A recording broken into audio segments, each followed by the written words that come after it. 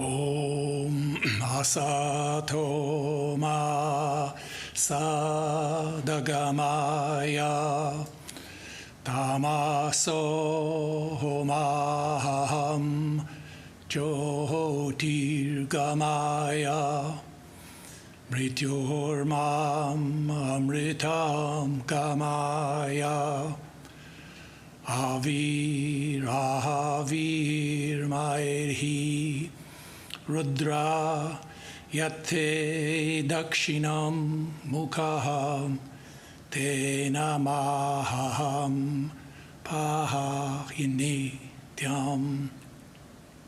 Om, lead us from the unreal to the real. Lead us from darkness unto light. Lead us from death to immortality.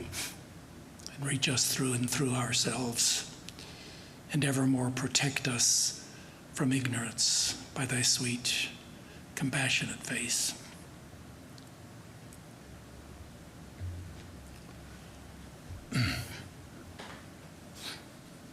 So my subject this morning is body, mind, and spirit. And we can begin by visualizing that famous scene from the Bhagavad Gita where Sri Krishna and Arjuna are in the chariot. It's at the eve of the great battle of Kurukshetra. The horses are ready to draw the chariot into battle. It's an image that was anticipated maybe 1,000 years before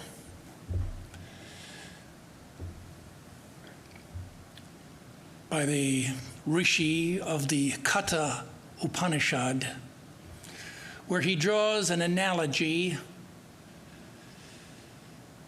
for the jiva, that is the embodied soul. And the analogy in 2 verses, it goes like this. The body is like a chariot. The horses, that is our senses, are like the horses. The mind is like the reins. The intellect is like the charioteer. And the soul within, that is the spirit, is like the rider in the chariot. And so here we have a composite, holistic image of body, mind, and spirit. So let's look at that in a little more detail. Maybe we can leave the body part, consider that as done. We know a lot about the body. So let's begin here with zero in on the mind.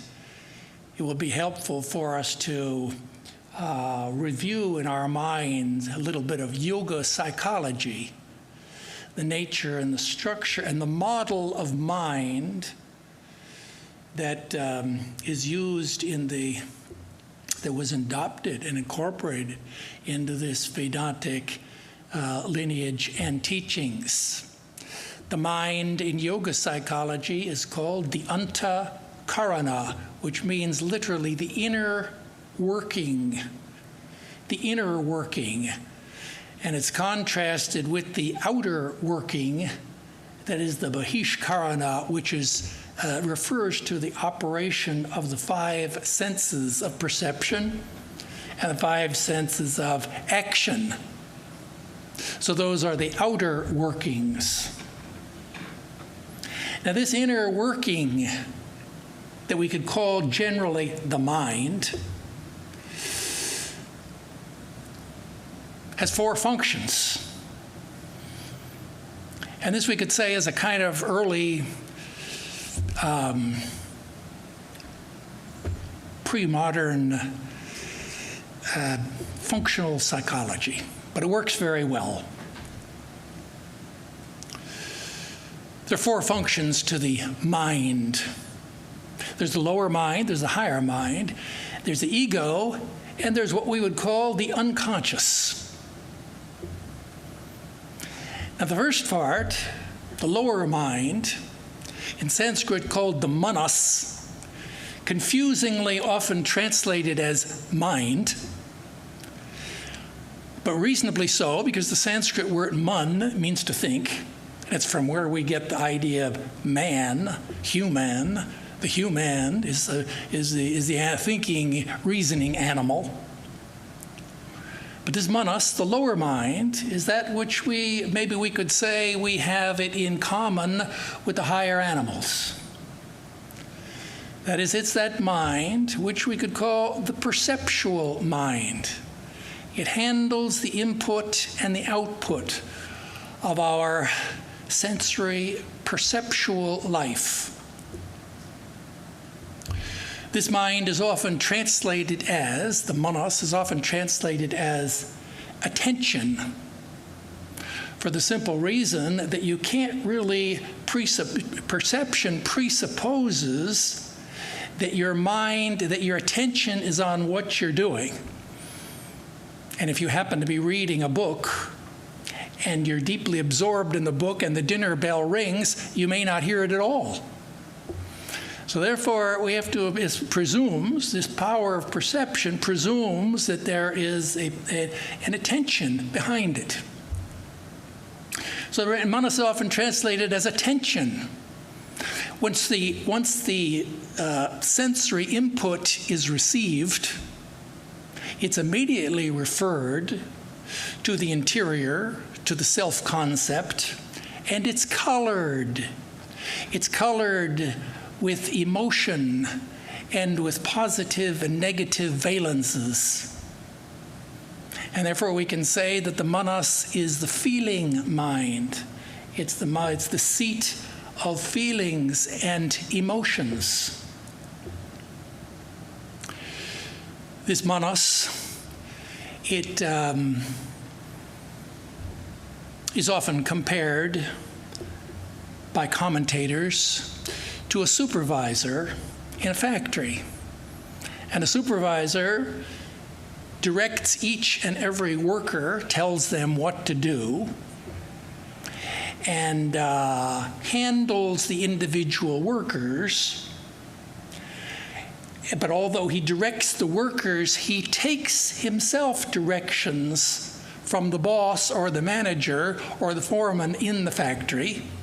That is, he doesn't make higher-up decisions. He just carries out the decisions that come down from on high or that come from the instinctive will within. And so this manas then, as a result of which, we get a perception. We hear the dinner bell. Our attention is there. We refer it to ourselves. We figure, am I hungry? Yes, I'm hungry. Positive response. And so there's a motor response in the manas that activates the 5 organs of action. We get up from our chair and we go to the dinner table. It's all very automatic. And pretty much describes a good portion of our life, kind of operating on this automatic pilot.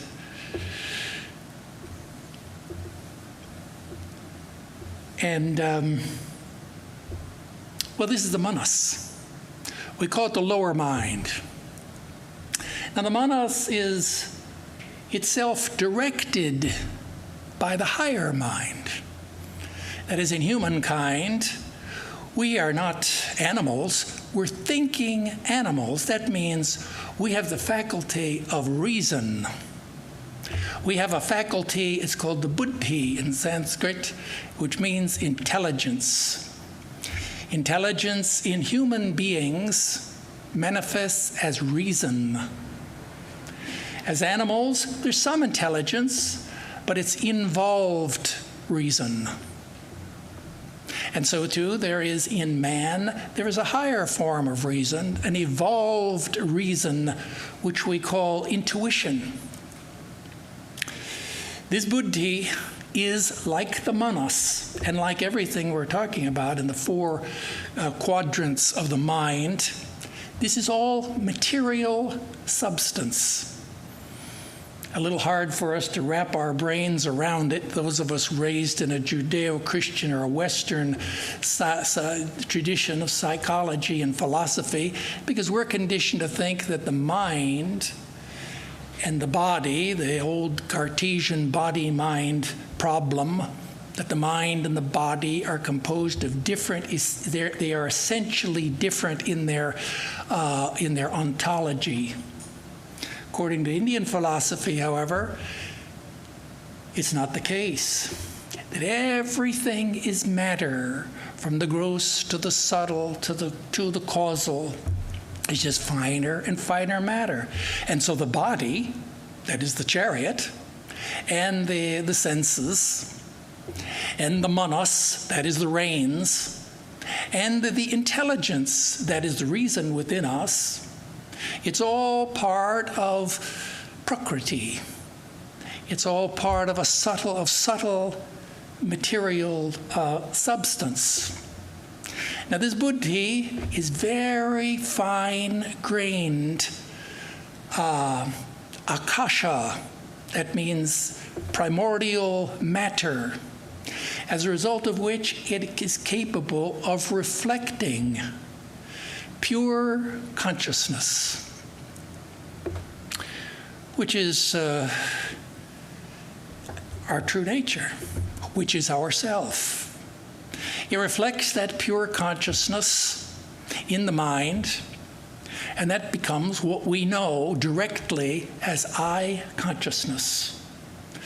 So the I consciousness appears in the buddhi, and due to the fact that it is the capacity to reflect that higher transcendental consciousness. This buddhi, this intelligence within man, has powers. The most immediate being, well, first is reflection. Second would be reason. We have the power to conceptualize. That means to abstract from particulars and draw concepts. We have the power to make judgments. We have the power to bring arguments to support our judgments. That is to argue and to rationalize. This is all the power of logical, conceptual thinking. All of this power, this power presumes other powers. It presumes that we have the power of choice. We have the power of free choice, because you can't reason without free will. It presumes also that we have the power, that is, that the mind, the higher mind, the buddhi, has the power to speak, to form language, and to represent thoughts in language. So the buddhi is the seat of the self, the seat of language, of free will, of reason. And in addition to that, in its even finer, more concentrated forms, it's capable of crossing the threshold of the conscious into the superconscious. The superconscious realms of thought and experience. This is all the higher mind. Now this higher mind catches the reflection of pure consciousness, what we call I consciousness within us. And thus we could say that the third quadrant here, or the third function, we could call it the ego. Now by ego here we don't mean the Freudian ego, although in common parlance we speak of, that's the way we usually speak of it. But the word ego, of course, in Latin just means I am. and the Sanskrit word here is ahamkara, which means the I am maker. But we have to conceptually distinguish it from the Freudian ego and all of the background, the baggage and the background psychology that goes with that. The ego is just ourself, but it is ourself under the influence of avidya and ignorance. We've forgotten really our true nature. It's ourself that is subject to ignorance and that does adhyasa, that is superimposition. And you've read about all this in Indian philosophy. But the ego, that's the ego within us. The ego is that part of ourselves that takes ownership of everything. I know that I exist. That is our birthright from the reflection in the buddhi. But unfortunately, due to ignorance, we know we exist, but we don't know exactly who we are.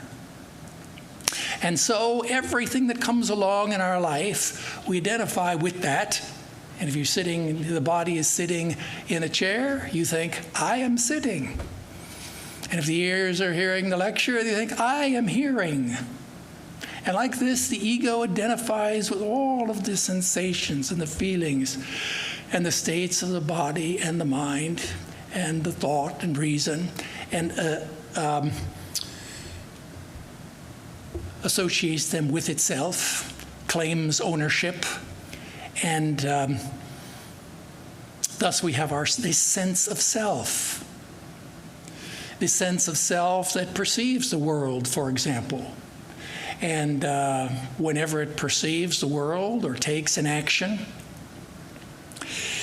it identifies with that action and creates a wave of thought and of experiences which is on the surface of the mind. And now let's talk a little bit about the Chitta, which we could call the surface of the mind, which is called, the Chitta is just the mind stuff. On the surface of the mind, there rises a wave of thought and feeling, which we know is our direct experience. But as a result of that wave, you drop a pebble into a pond, you get a wave. The wave soon ripples out, you get the ripple effect, and then it dies down. But the energy still remains in the pond. And we know that the energies go down into, deep into the psyche. And so we can talk about our submerged mind. That is the unconscious mind. In the unconscious mind, every time that we do an action, perform an action, any conscious movement in the psyche, it leaves an impression in the mind. First kind of impression it leaves is memory. That is, your whole life is recorded there in different memory traces deep in the psyche. And just as you can say everything you've done, it's like a layer after layer after stratified layers of the whole story of your life, event after event, piled one after on top of each other. All those memories are there, deeply buried in the psyche. We can hardly even remember them. That's memory. But in addition to your memories, you have another kind of impression in the psyche, which is called a samskara. That means an interested memory. That's a memory that the ego has taken ownership of, and as a result of which it has gone to color the deeper aspects of our character.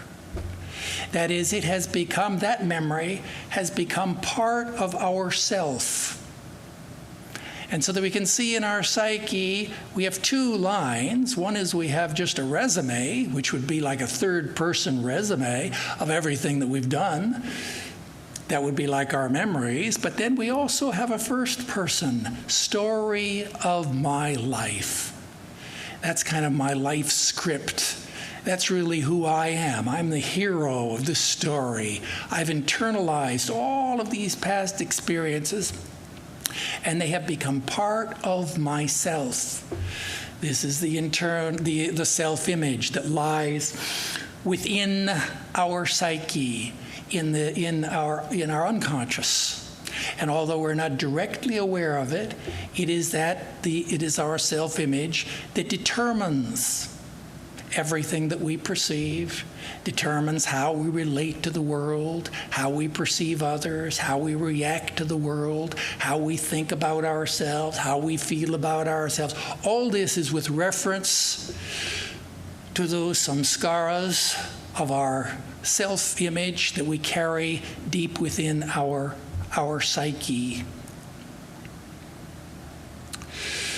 So these are the four aspects of the mind, the Antakarana.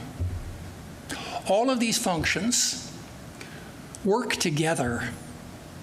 And although we can distinguish them conceptually in just an analysis, in fact, in reality, they all work together like members of a musical band. And you cannot separate sensation from perception, from conception, from naming, that is from language, from emotional reaction, from self-identity. All of this is baked together like the ingredients of a loaf of bread in the oven. And although we know the different ingredients, we can't, they're all part of the same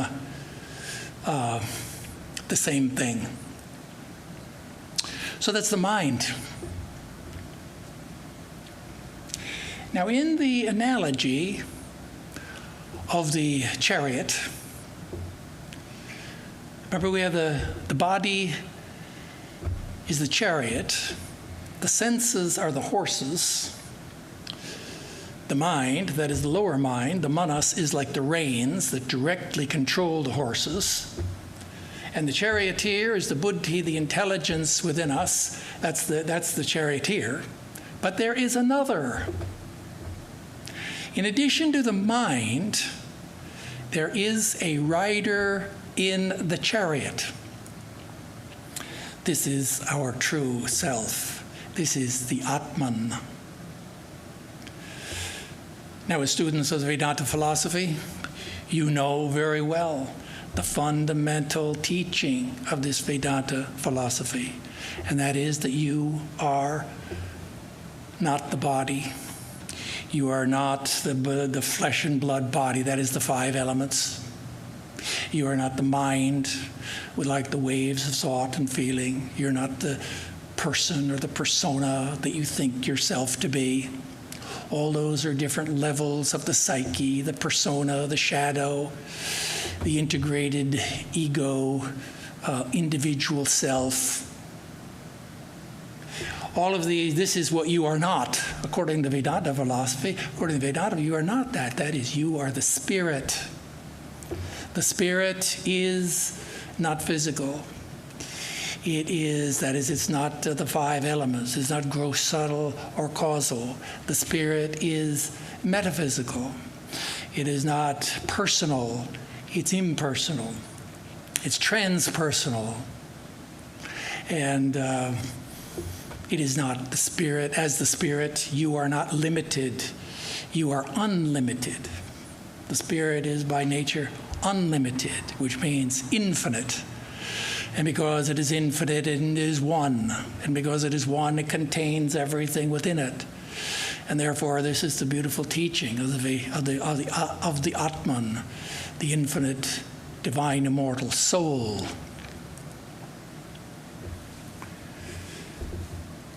Now, all of you are students of comparative religion, and students, no doubt, of the Vedanta philosophy.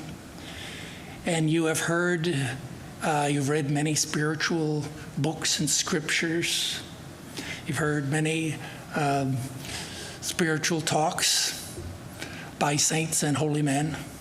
And so you know very well this idea. That is, you can say very truthfully, I am the Spirit. I am. You know very well that you, according to your philosophy, according to the reasonable philosophy, you're not the body and you're not the mind, but that you are the Spirit. And so we know this, as certainly as students of Vedanta. Every student of Vedanta knows that they are not the body, they're not the mind, that they are the Spirit.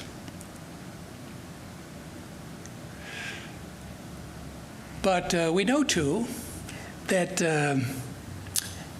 knowledge is not enough. That is, our goal and purpose of our life is enlightenment. It is self-realization. And self-realization, enlightenment, equals, this is the equation, enlightenment equals knowledge, right knowledge, plus character.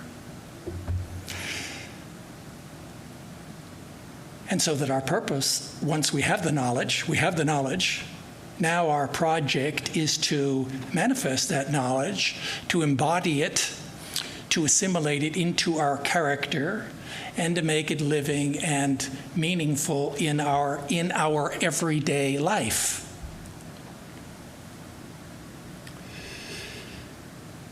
Now, if we could do that, if we could realize, that is, internalize and assimilate and manifest what we know to be true, that is, that we are the Spirit, that we're not the body and the mind.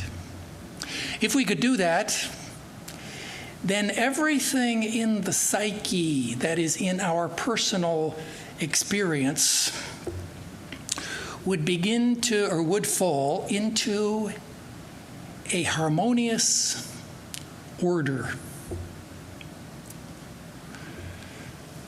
And there is an ancient teaching, ancient beliefs from the ancient Hindus and the Greeks, that there is a natural order of things. The natural order of things. It begins with the gross, and it goes up to the subtle and to the causal. It begins with the unconscious, goes to the conscious, to the superconscious. It begins with the limited, and it goes higher and higher. It's a vertical movement. It's a great chain of being. It goes from the physical body to our feelings and to our emotions and to our energy body, and to the higher thoughts and reasoning process of the buddhi, to the superconscious intuitions of the evolved buddhi, up to the self, that is the Atman. This is the natural order. And the higher controls the lower. The reason controls the feelings and the emotion. The feelings and the emotions control the body and the physical behavior. And all of that happens in the light of the Spirit. That's like a good family. Everything is in order. And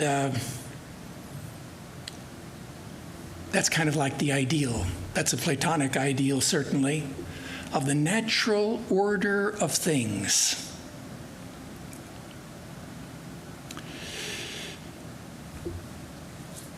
Now, if we look at our lives today, we can see maybe that things are not completely in order as they should be. And it's nice to think of the Atman, that is your true self, shining at the top, controlling and enlightening everything that goes on in the psyche and in the body. But we know that, well, maybe that's not completely true to form. The fact is that we're somewhere today struggling.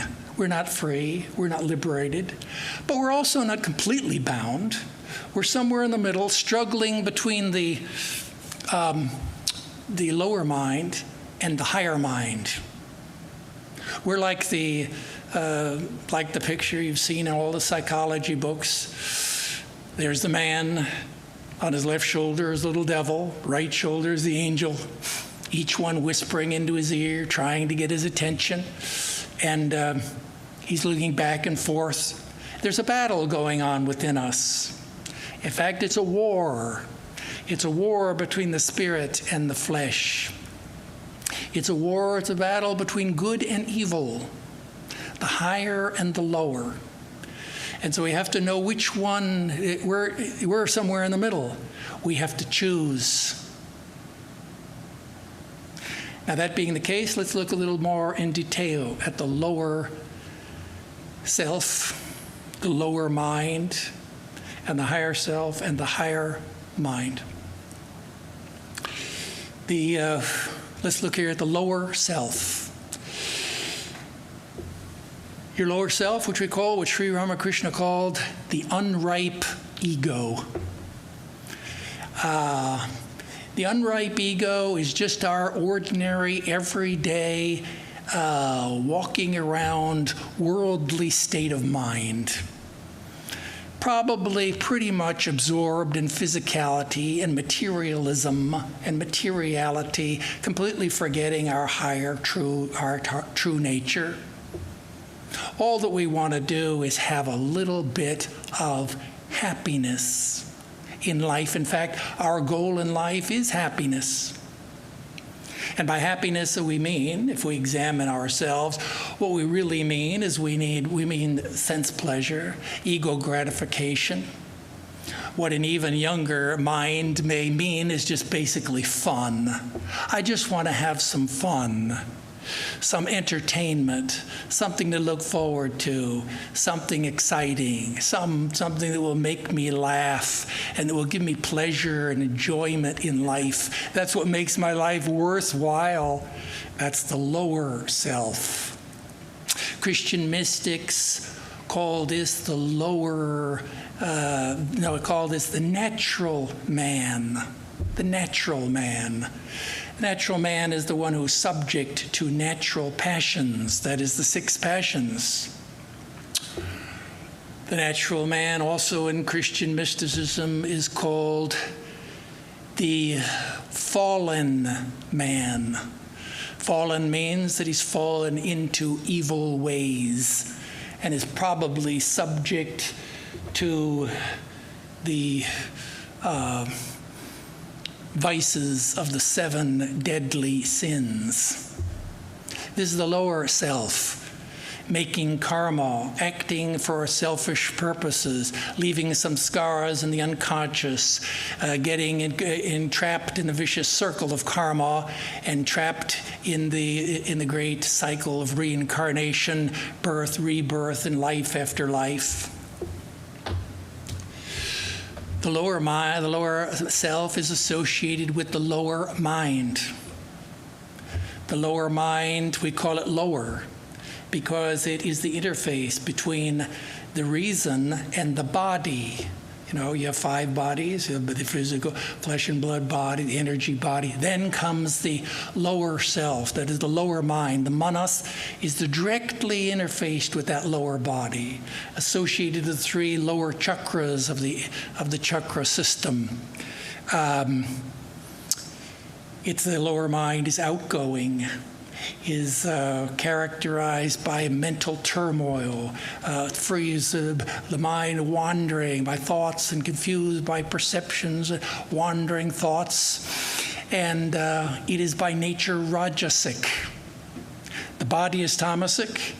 The mind is rajasic. That means running, always moving forward, trying to advance the plot forward. Can't sit still, don't have time to meditate. You have to do something to advance the story.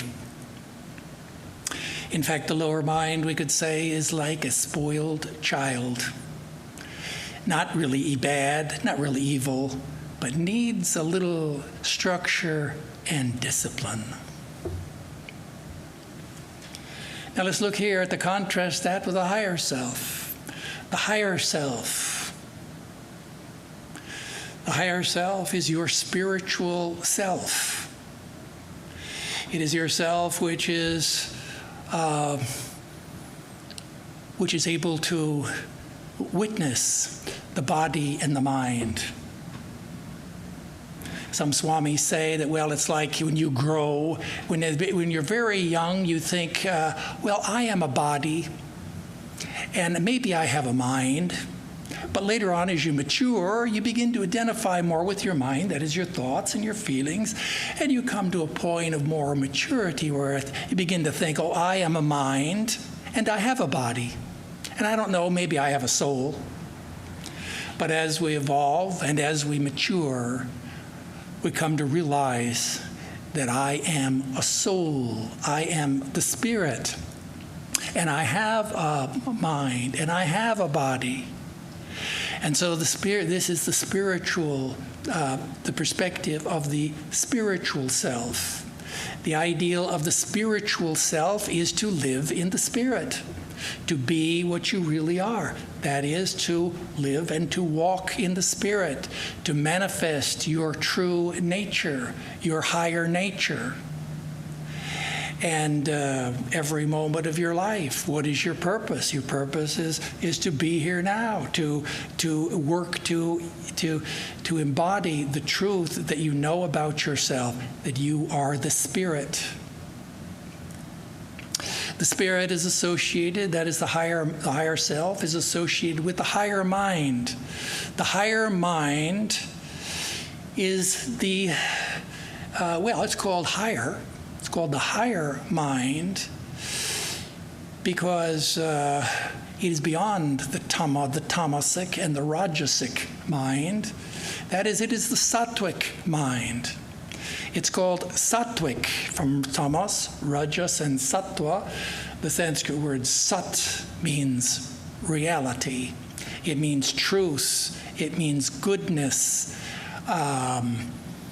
And therefore the mind which is directly associated with reality, that is closest to reality, to truth, and to goodness, is called the sattvic mind, the calm, detached mind. It is the sattvic mind that is characterized by reason. Rather, it's characterized by enlightened reason, which we call viveka. That is, the power to discriminate, higher in the light of our awakened intuition, to make moral and spiritual discriminations between what is right and wrong, what is true and what is false. This is the higher mind, the power to think, really. There's two kinds of thinking. One is the automatic thinking of the lower mind, which is really like a rat running in a maze and in a labyrinth. He may find his way through, but really he has no idea where he's going or how he got there. Similarly, it is the lower mind when we think. That is, most of our life is just free association, automatic, thinking on automatic pilot. And although there is a little reason there, it is instinctive reason. It's not human reason. Human reason, that is the higher reason of the buddhi, is intentional. It is objective. It is purposeful, and it moves in a manner that's consistent with the higher self. So the higher self and the higher mind. Your higher mind has emotional intelligence. Just as you have, or not has spiritual intelligence, just as you have emotional intelligence, just as you have rational intelligence, So also you have spiritual intelligence. That means the ability to discriminate and to know what are the feelings and what are the states that are conducive to your spiritual life. The ability to take charge of your mind and your life so that you can live in the Spirit and so that you can see and appreciate those qualities in another person. This is the higher mind. In Sanskrit it's called the Vijnana Maya Kosha. Vijnana means wisdom. This is the wisdom self, the higher, our higher mind, where we access and live in accord with higher wisdom. So lower and higher mind. Now our project is to move from the lower to the higher. That's kind of our spiritual practice. Remember, this is not a horizontal movement. This is a vertical movement. And this is also a progression and a movement which occurs in a natural order. It occurs in a natural way. That is, we mature and we grow, and even from the earliest ages, someone grows, we reach the age of reason, we develop discrimination and renunciation, and come to find that in our life we discover a higher wisdom. We have an awakening of spiritual consciousness and begin to live in accord with higher wisdom. All this means is that what's going on here is a shift of the ego, that is, of the I am, a shift from a reorganizing of our priorities that will enable us to embrace our spirituality.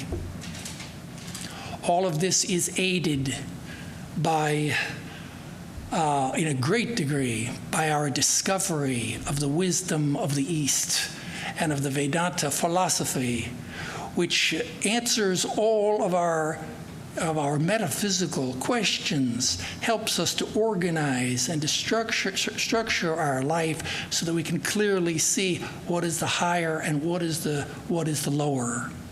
So we need that philosophy of life, which is like the light, which enables us to make giant steps forward in our spiritual progress. Spiritual progress in at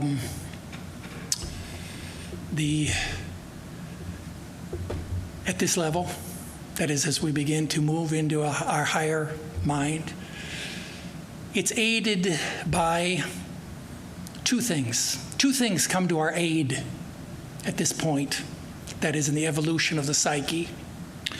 One thing is that we begin to tap into the unconscious, that is, into the whole domain of our unconscious impressions, called the Shubha Samskaras, that is, good samskaras, good impressions, good habits, good tendencies, good capabilities that we have within us that are already there but are submerged. They're like circuitry. It's like circuitry which it's like start flipping the switches, and all that circuitry now comes online. And so you find suddenly you're empowered to do all these things which seem to be so high-minded and impossible. Well, yeah, of course, we've done it many times in previous lives. It's all embedded in the psyche as good tendencies, as good impressions. All those become activated and begin to help us in our spiritual progress. The second thing that comes to our aid is some divine help. That means we come under the influence of vidya Shakti, Vidya, Maya. You know, this world this is the world of Maya. In this world of Maya, there are two forces, those things which drag our minds down and out, and those things which lift our minds inward and upward. That's called Vidya Maya. That Vidya Maya comes to our aid and hastens our spiritual progress. So this is the idea of the body, the mind, and the spirit. The whole story can be summarized maybe in another famous analogy in the Kata Upanishad, Shvetashvatra Upanishad, that goes like this: Tva Suparna Sayoja Sakaya Samanam Vriksham Parishasvajate Tayor Anya Pipalam Swadvat Dinashnan Nanyo Abhichakashiti. It says there, sometimes we quote here the Sanskrit verses just to show you that what we're talking about here is not a New Age philosophy. It is an ancient teaching. And that what we're discussing this morning was discussed thousands of years ago. And in the Upanishadic text there, it gives the analogy. The analogy are that there are two birds perched and living on the same tree. Imagine a great forest. In that forest, there's a tree. On the tree, there are two birds. One is the lower bird, who picks at the sweet and the bitter fruits. The other is the higher bird, which is on the topmost branch. That bird just sits on that branch calmly, with great detachment, surveying the whole forest. He sits there looking on without eating. And so the lower bird, there he is. He pecks at the sweet and the bitter fruits. He gets a particularly bitter fruit. He stops a moment. He looks up. He sees that higher bird. He feels attracted. He jumps up one branch. Then he gets distracted again. Sweet, bitter fruits. Gets another bitter fruit. Looks up. Jumps up one branch. And so like this, time passes. He moves higher and higher up the tree until one day, his last jump, he makes one last jump, and lo and behold, something amazing happens. That is, the lower bird completely disappears. Now there's just the higher bird. There's only one bird all along.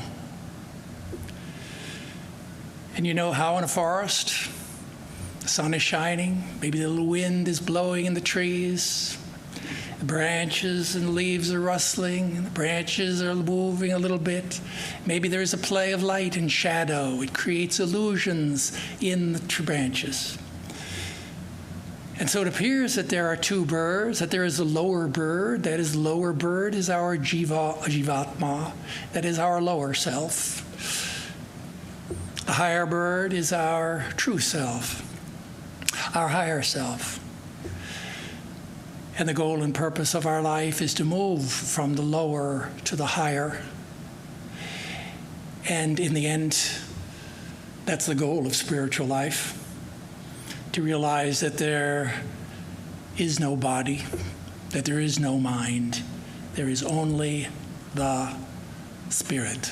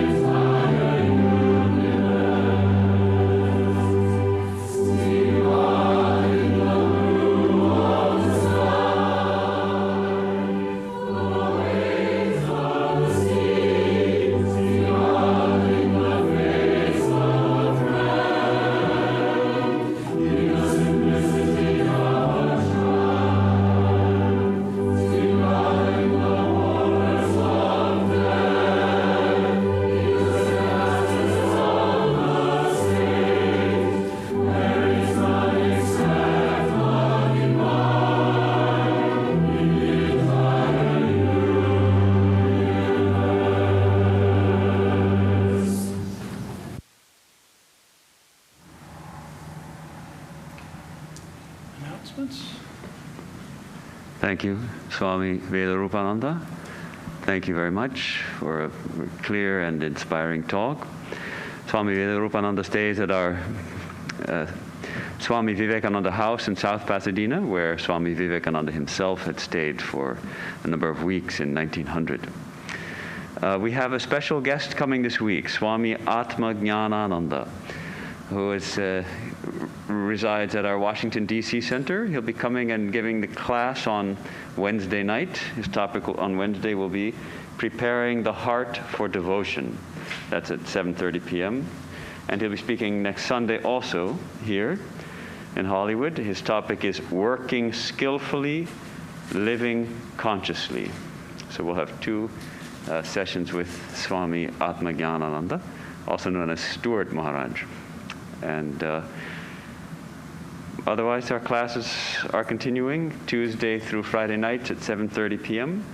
And every Sunday, our bookshop is open. This is your first time here, most welcome to you. I think the Swami will close with a chant. Om Dyo Shantihi Antariksha Shantihi Prithvi Shantihi Apa Shantihi Oshadaya Shantihi Vanaspataya Shantihi Vishwe Deva Shantihi Brahma Shantihi Saravam Shantihi Shantireva Shantihi Same Shantiredhi Om Shantihi Shantihi Shantihi. Om. Peace is in heaven, peace is on the earth, peace is in the sky and the waters. The herbs and plants and trees are full of peace. The gods are peaceful. May this eternal universal peace enter our souls and beings. Om. Peace, peace, peace be unto us all.